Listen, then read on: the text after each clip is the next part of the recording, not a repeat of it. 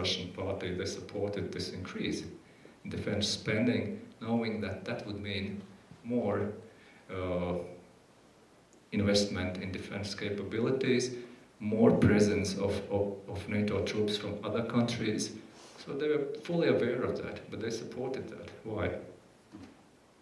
And it's not because they love Putin so much that, no, it's something else. Mr. Ambassador, back in the early 90s, right after the collapse, Latvia was designing their own democratic organization or government. What model did you use, or did you use any model in order to form your government? Well, I mentioned at the beginning that our constitution goes back to 1922. And basically we changed it only once, because what the constitution did lack was the chapter on human rights. So that was added when we regained independence. But this constitution provides that we have a parliamentary republic. The parliament is the master. The executive power belongs to the government, but we have as well state president, mostly who has ceremonial powers, except a few. For instance, the state president has a right to, immediately after parliamentary elections, to appoint, to pick and choose, basically to choose and pick the candidate for prime minister, and there he has a right. But he has afterwards nothing to do with the government. And then he has a right as well to nominate or appoint ambassadors. So I'm appointed by the president. Government proposed, the president said, okay, I like it, okay, I can do it. So that's, but besides that, and of course he signs all the laws that comes from the parliament.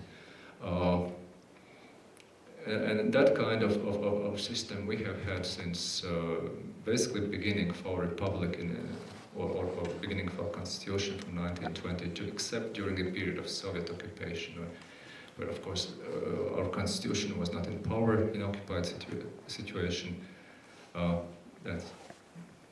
And mostly we have coalition governments. We have 100 parliamentarians that represent. At the beginning, there were quite many political parties in the 90s, up to 12, even more sometimes, or less, a little bit 8, 10. Now it's really down to just, you can count on one hand's fingers how many political parties we have. And that has brought some stability. At some point, we had to increase the threshold to get into parliament. And last, I think for 5 years, more or less, we have had stable governments. Before that, I think maybe Italians have been doing better than we. They had a bit more governments than we. Thank you. Yeah. Mr. Ambassador, there's been some speculation, wide speculation, might add, that Vladimir Putin is seeking to reestablish, if not a former Soviet-type empire, at least a Russian or Romanov-led influenced empire. And my question is this. In light of the fact that Ukraine was not a member of NATO, I would like to get your opinion on whether or not NATO is a blessing or is it a curse at this point.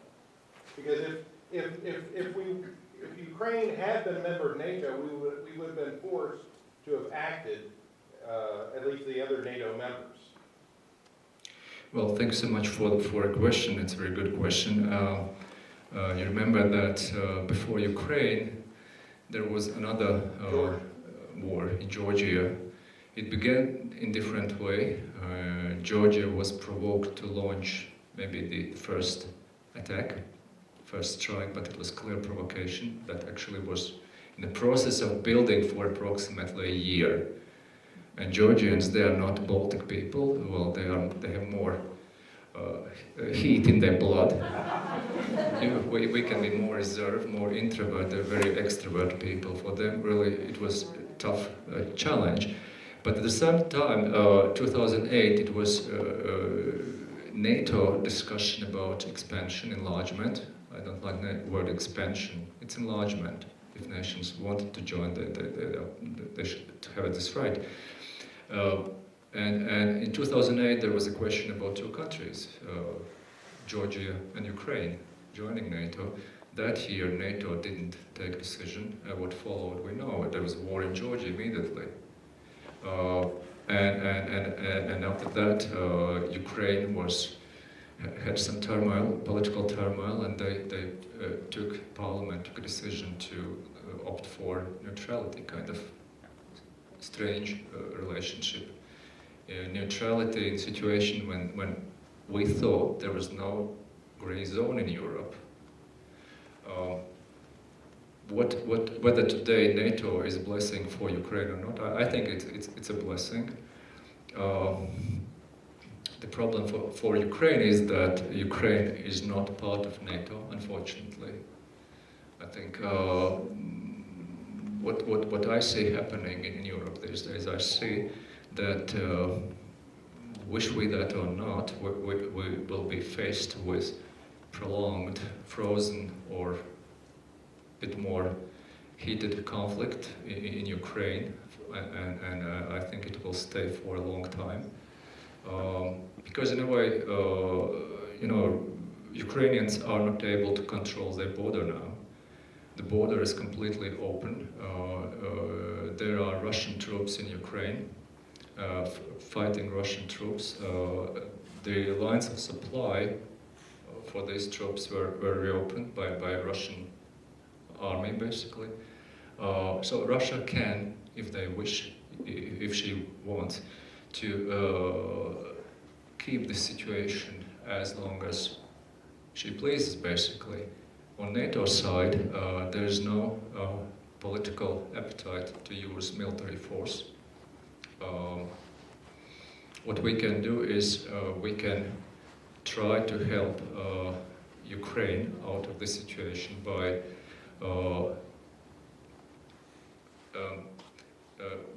promoting and helping them to get through very important reforms internally to make the society, country, as soon as possible functional. But still, I think it will be very challenging because in the eastern part of Ukraine there will be a source of instability. So I think we have a situation when very clearly there is already a division line in Europe today. There is NATO allies, NATO line. Well, our border, Russian border, Polish border, Russian border, Lithuanian, Belarusian, Romanian, Moldova, etc. And then you have countries that are just across our border.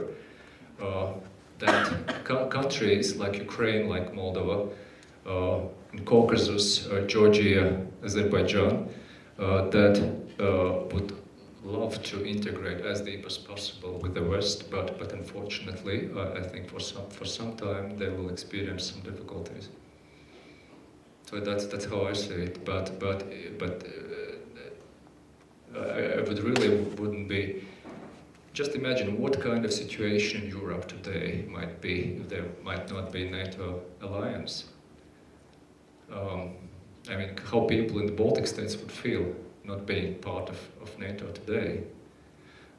What the Poles in Poland would think, or Romanians. Then I think our countries would be open to all winds, basically.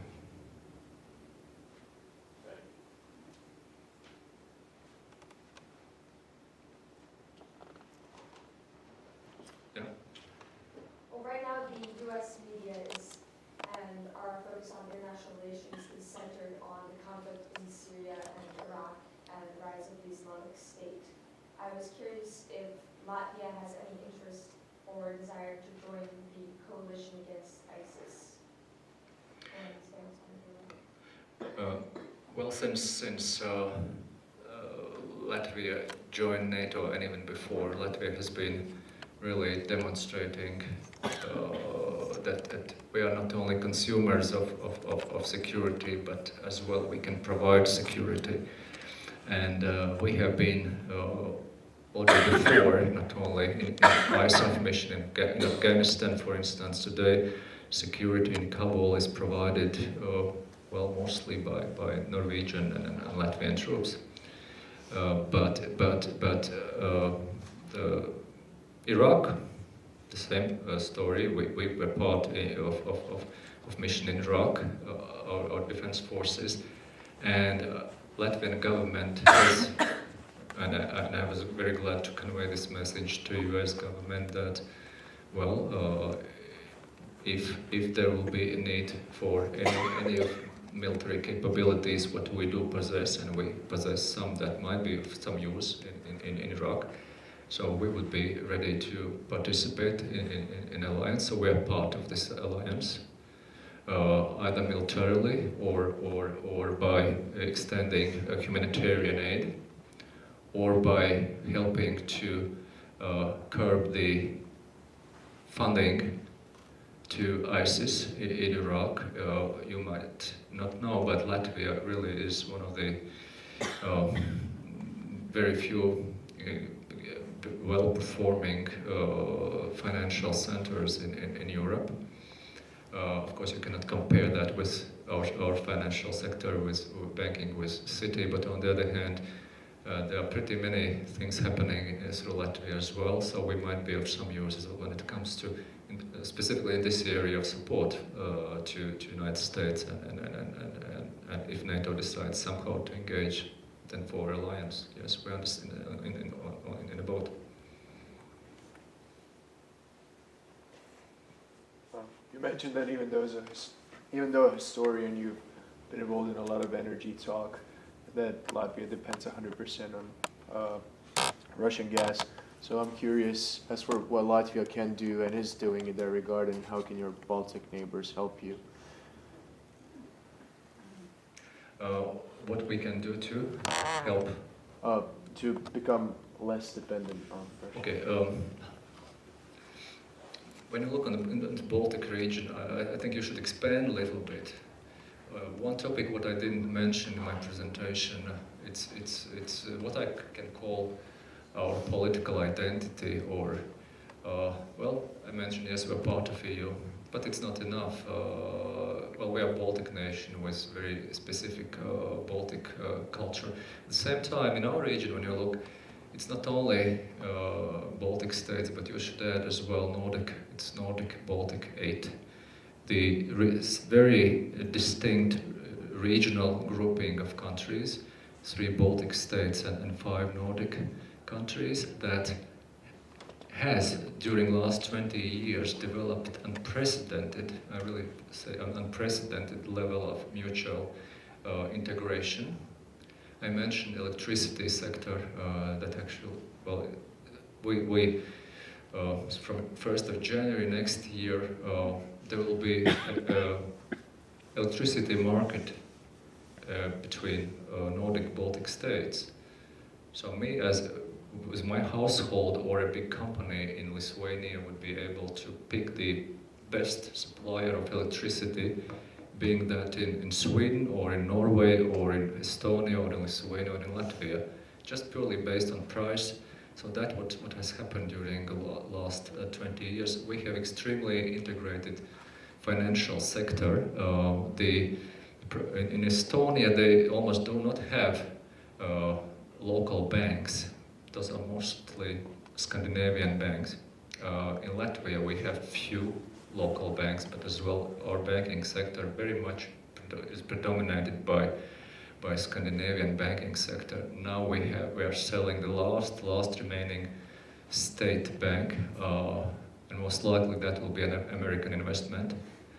In Lithuania, the same thing.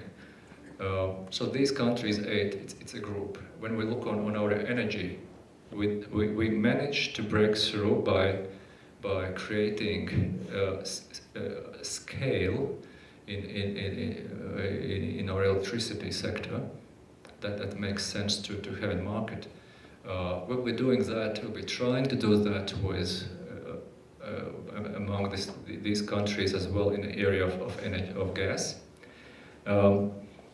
There's a common notion that there are 3 Baltic states: Latvia, Estonia, Lithuania.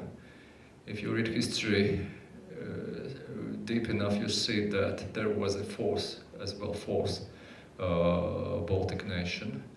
What's today is considered very Scandinavian, but they had different fate during the war and afterwards, Finland. In energy sector, there's no difference between, let's say, Lithuania or Finland. Lithuanians are less dependent on Russian gas than the Finns are. Finns are 100% dependent on Russian gas. And so Finland, from that point of view as well, is open to all the winds that are coming from Mother Russia.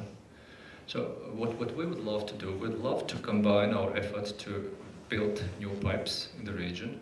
So currently, governments of Baltic states, Poland and Finland, we are discussing a necessity, well, not only necessity, but we are discussing a project to build a gas pipe connecting Poland, Lithuania, and then into Latvia. Most likely this pipe this pipe will open other pipes, existing pipes from Poland to Germany and further. On 28th of October in Lithuania, Lithuanians will open the first LNG terminal and they will start to receive Norwegian gas. I hope that American gas will follow. We're working on that. And then we have in Latvia, I mentioned the size of the country, and one important aspect of the size is that we have as well an interesting geology in Latvia. The geology that provides us ability to store gas in huge quantities. Already today we have a big, huge gas storage facility in Latvia that provides gas not only to Latvia but to our neighbors, including back to Russia. But this gas is Russian gas, what comes in. What we would like to do, we would love to connect this coming pipe from Poland to our storage facilities. Let develop other storage facilities. Let if Gazprom wants to keep their gas there, okay, let them keep. But if we say that there are other potential companies that would be able to sell gas at cheaper price, and these offers we have today already, cheaper price what we receive from paying for Russian gas. Well, why not? Finland will be, so in a way that's what's happening. And by doing that, slowly but we will create a situation when gas market will be determined by market rules, not by what I mentioned, the caviar and vodka agreement. Maybe we'll do one more question and Kind of a vague question, I guess, about common public memory and history, and how it may divide with the generations. You mentioned the elderly generation that lived under the Soviet control, and there was the interwar period. There was tried to do a little research on my aerobics a few years ago. Nothing in English. You gotta work on that. Get some more English. Well, in some areas of history research we are doing exceptionally well. Yeah. In some areas not. Yeah, I know. I just wonder how, how that plays out in you're a historian, and how that plays out in your universities, and your younger generation has virtually no idea of the history before and during World War I, and then the interwar period of independence.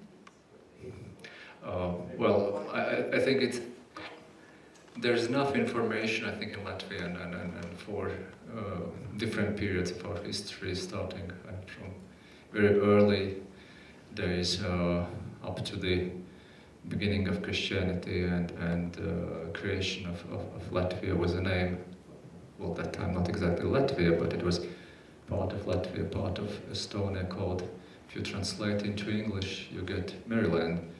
And that kind of Maryland was there for approximately 300 years.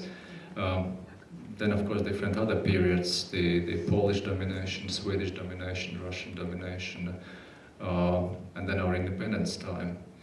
I think if you add all these periods in our history, it's very rich and very diverse history. Today I was asked at the interview why one should come to Latvia, what's the reason, what's interesting. I said, well, what's an interest to go to Paris or to London if you know what's exactly what you're going to see? Perhaps it's better to go a place maybe you don't know exactly what you're going to see, and if you find something interesting, you'll be gaining something. But on history, yes, research. Well, we have, I think, in some areas, I think we have done exceptionally thorough research, especially in some on some topics that we had to deal with in a way to avoid political complications.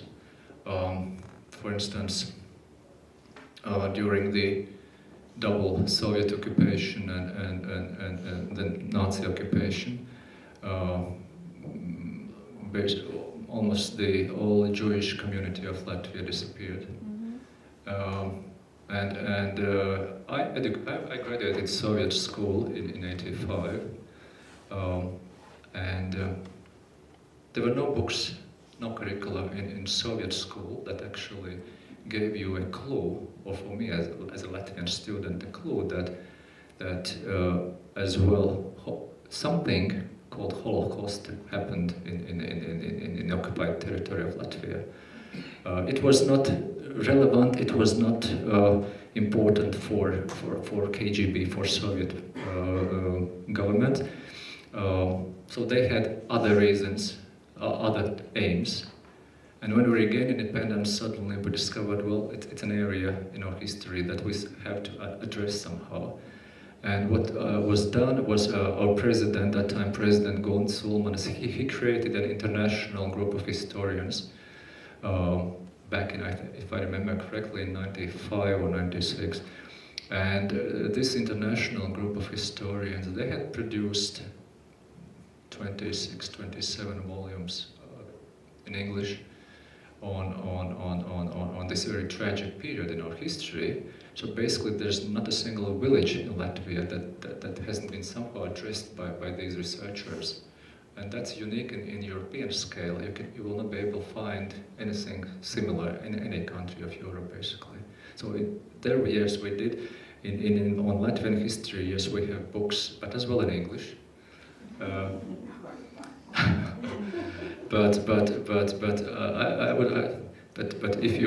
I can somehow give you a guidance, maybe because books there are in English more and more. Sometimes in German.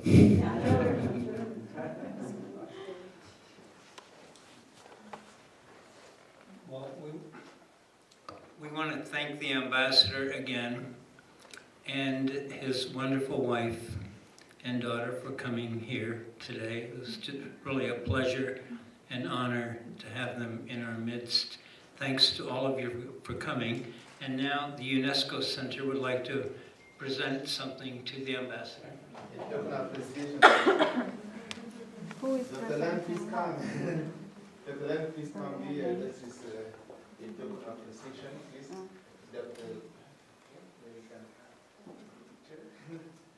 Where's the caviar? So it's a token of appreciation. We'll get the vodka out. Okay, so. Great. Okay, thank you.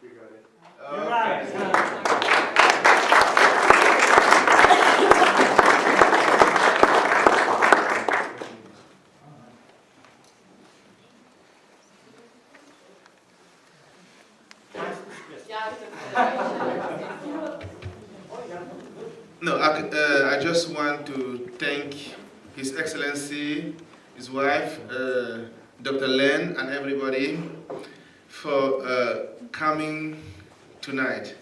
The speaker series is something that is very important to us. We created this because, again, my slogan is that we want to bring Frederick to the world and bring the world to Frederick. And I think we achieved that tonight. I learned so much from the ambassador today. I think, as we say, we learn every single day. And despite all the negative things you see on the newspaper, you see that there's some hope. There's hope out. So as we live here, I just want us to share all the great news with other people that were not here today. And I want to thank you again. I wish the ambassador a safe trip to Washington, D.C. And this is just the beginning. We'll stay in touch. And then I hope to see you back here in Frederick sometime soon. Thank you very much.